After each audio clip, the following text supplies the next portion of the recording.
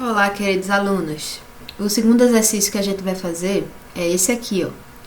Faça a função inverte num, que recebe um inteiro de 3 dígitos como parâmetro e retorna o inverso do número. Por exemplo, se você der como entrada o número 765, ele vai retornar o número 567, certo? Ele vai retornar o inverso, né? Vai inverter a ordem dos números de 3 dígitos.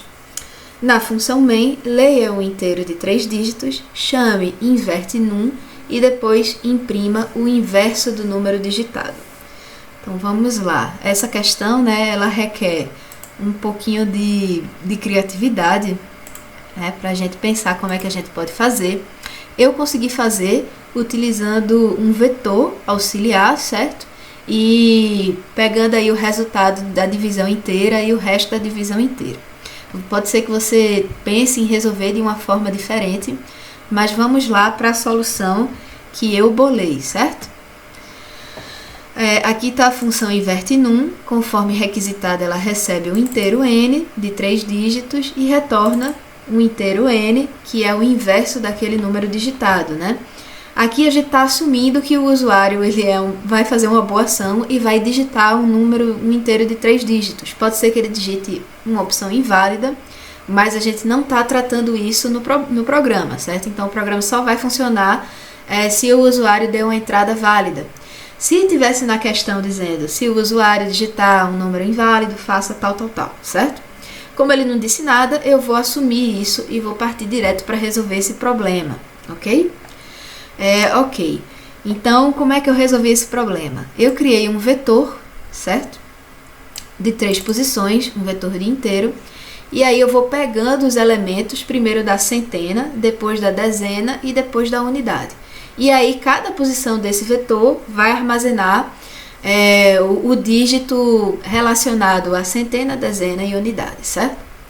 Criei aqui umas variáveis auxiliares, né? O resto, que vai guardar o resto da divisão inteira que eu vou precisar, e o resultado, que vai ser o número invertido que eu vou pegar depois, tá? Então, a primeira coisa que eu vou fazer, essas linhas aqui, ó, eu vou preencher o meu vetor V com os elementos do inteiro n que eu estou recebendo como parâmetro, certo? Por exemplo, aqui nessa primeira linha, a posição 0 do meu vetor V vai receber n dividido por 100. Então, vamos para um exemplo. Digamos que... Deixa eu colocar o exemplo aqui, né? Digamos que n seja 456, né? Aí, eu quero ter um vetor v que vai ser assim, ó.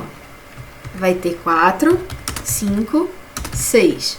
Ou seja, na posição 0 eu vou ter o elemento responsável da casa das centenas. Na posição 1 vai ter o 5, que é a casa das dezenas. E na posição 2 eu vou ter o elemento que é responsável pela casa das unidades, certo? Aí, ó, a posição 0, como é que eu faço? Eu pego o meu n e divido por 100. Meu n, ele é um elemento do tipo inteiro. E 100 também é um inteiro. A gente sabe, né, que quando a gente divide 2 inteiros, o resultado vai ser uma divisão inteira, certo? Então, se eu tenho 456, 456 dividido por 100 vai me dar 4 e tem resto 56, certo? E aí, eu vou guardar o 4 dentro da posição 0, né? Então, já guardei aqui o 4. Peguei o primeiro elemento lá do número n. E vou ter que pegar o resto da divisão inteira, né, para eu conseguir pegar a dezena e a unidade. Então, o resto vai receber o resto da divisão inteira, né, n porcentagem 100, que vai ser, ó, 456 dividido por 100 dá 4, resta 56. Esse resto é guardado dentro daqui, do resto, né? E aí eu vou repetir esse mesmo procedimento, né, para pegar o resto da divisão inteira. Para pegar o resultado da divisão inteira do resto, vai ficar 56 dividido por 10, vai dar 5, resta 6, né? E aí o 5 eu vou guardar na posição 1 do meu vetor, aqui como eu queria, e o resto da divisão inteira eu vou guardar, que é a casa das unidades, né? Eu vou guardar dentro da minha casinha da posição 2 do meu vetor V. Pode ter ficado um pouco confusa essa minha explicação, mas quando você faz o exemplo num pedaço de papel, ou então com o depurador do Code Blocks, isso aqui vai ficar bem tranquilo de entender, certo? Eu primeiro pego o elemento das dezenas, guardo na posição 0. Com o resto da divisão inteira, eu vou ser capaz de pegar o elemento da casa das centenas e o elemento da casa das unidades. Ok. Então, quando eu chegar nesse ponto aqui do meu programa, aqui na linha 17, eu vou ter um vetor com cada número, né? E o que é que eu tenho que fazer para inverter? Eu vou pegar o elemento da casa das unidades e vou multiplicar por 100, o elemento da casa das dezenas e multiplicar por 10, e o elemento da casa das centenas, né? Vou usar só ele. E aí vou somar esses três, ó. Eu vou pegar V na posição 2, que vai ser o 6 aqui, né? 6 vezes 100 vai dar 600. Deixa eu colocar o...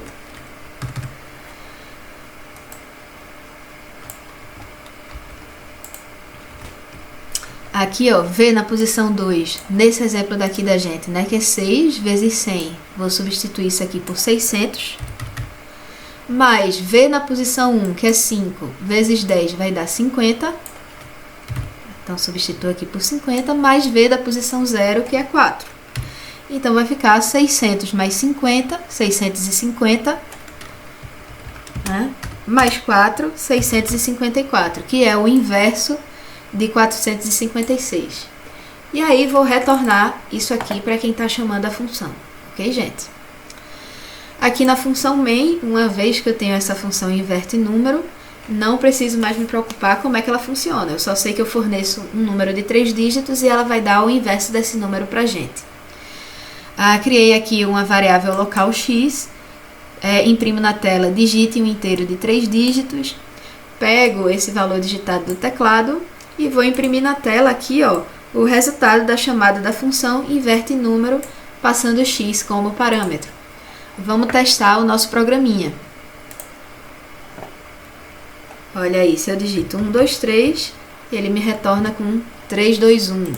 Se eu digito 4, 5, 6, ele retorna com 654.